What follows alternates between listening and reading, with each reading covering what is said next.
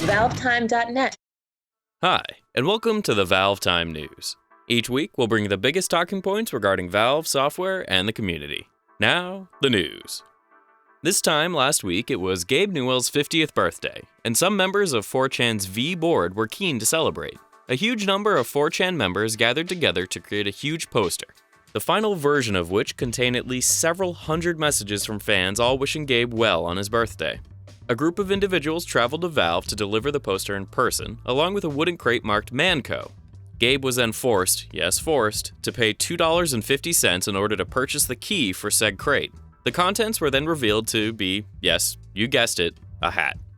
You're all probably sitting at home now thinking, how in the world is this the biggest news story of the week? But wait, stay a while and listen, there's more to this story.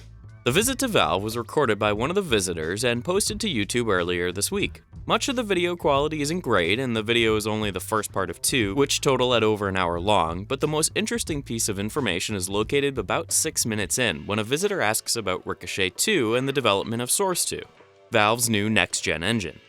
While in the past Gabe has always avoided answering such questions, this time he was strangely open on the subject. So, tell us about Ricochet 2. You know anything about the security all working on the new engine? Source 2 could or could not be? So, we've been working on engine stuff for a while. Is it going to be more than just a very appended to Source? Like, is it an entirely new engine? Yeah. Cool. Ricochet 2 started development. Yeah! Well, as you've just heard, Gabe confirmed that Source 2 is a brand new engine which has been in development for a while now, as well that Ricochet 2 has started development. As we all know, Gabe has used Ricochet 2 as a disguise for the next Half-Life game in the past, and this is one of the first times he has openly mentioned or discussed the project, even a few details were shared. As for Source 2, this is the first time anyone at Valve have acknowledged the engine's existence and development, which confirms the leaked information we found in the Source Filmmaker shortly after its launch was indeed leftover code from a version of Source 2. We look forward to seeing how the development of Source 2 will impact the future of Valve games, as well as how this brand new engine could potentially innovate or forward the gaming scene similarly to how the current Source engine did back at its reveal in 2003. Valve definitely have their work cut out for them. The Steam Linux beta began earlier this week and is currently exclusively available for the 1,000 selected applicants who signed up for the beta survey. If you're looking to participate, then don't worry. More invites are being sent out sometime in the future, according to Valve. Oh, and we really don't think it's a coincidence that the Steam Linux beta began about a week or so after the launch of Windows 8. Just saying. Nexon, an extremely successful Asian game developer and publisher, has partnered with Valve once again this week, this time to allow Nexon to publish Dota 2 in Japan and Korea. Valve have previously partnered with Nexon to develop successful free-to-play variants of existing titles such as Counter-Strike Online, which was a major hit in the Eastern market. The MOBA genre is extremely popular in the Asian gaming scene, with games such as League of Legends thriving in the free-to-play centric environment. This is a big step in the right direction for Valve and Dota 2, as Doug Lombardi was quoted earlier this year as saying getting Dota 2 into the Chinese and Asian markets was mandatory for the game's long-term success. We're excited to see where this partnership will lead, especially in terms of Dota 2's worldwide success as a game and as a dominant esport.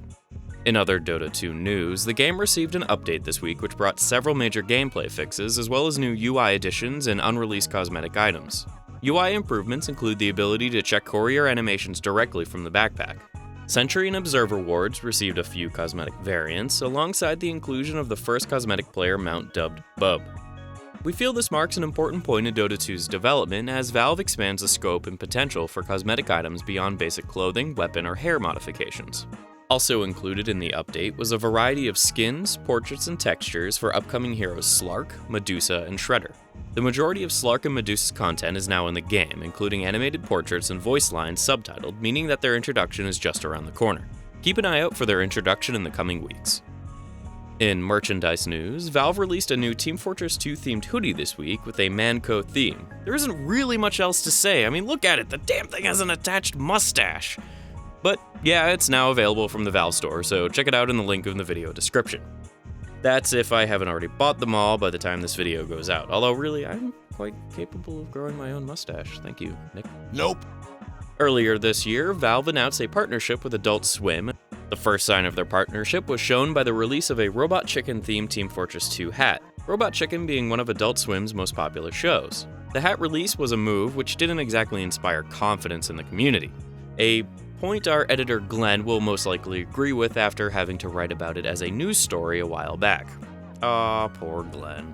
Anyway, the partnership was highlighted once more recently during one of Robot Chicken's episodes, in which a Team Fortress-themed short was included in the typical Robot Chicken stop-motion style. A link to a YouTube upload of the short will be available on screen now in case you feel like watching it. The Saxxy Awards are coming to a close in a few days, and machinima creators everywhere have been trying their hardest to win themselves one of the elusive golden statues.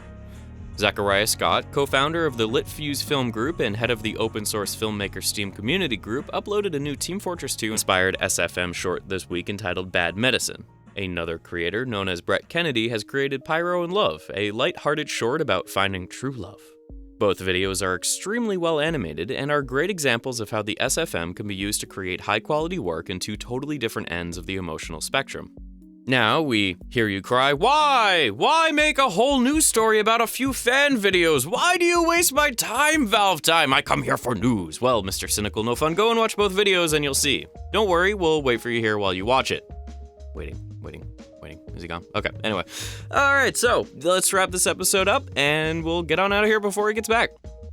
Thanks for watching. Don't forget to subscribe and head on over to our website to get involved with the community. Keep an eye out for a new mini-series coming out sometime in the near future, which I don't even think I know about. And stay tuned for more ValveTime videos, news, and reviews coming soon. Bye for now.